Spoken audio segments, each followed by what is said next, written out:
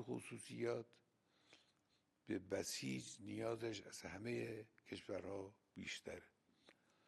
دشمنی ها زیاده، طمع‌ورزی ها زیاده، دخالت های قدرت ها در کشورها زیاده و یک عنصر مقاومت در مقابل همه این ظلم ها و زیاده روی ها و زیاده خواهی ها باید وجود داشته باشه در دنیا.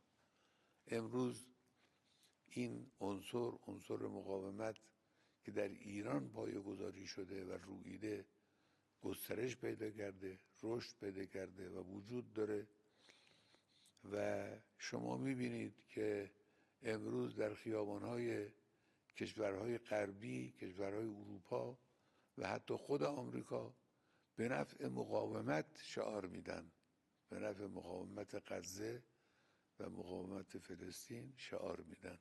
یعنی این رویش عظیم و ارزشمند که از ایران آغاز شد، این امروز به تدریج در بخش عظیم از دنیا گسترش پیدا کرده. این لازمه، این باید وجود داشته باشه.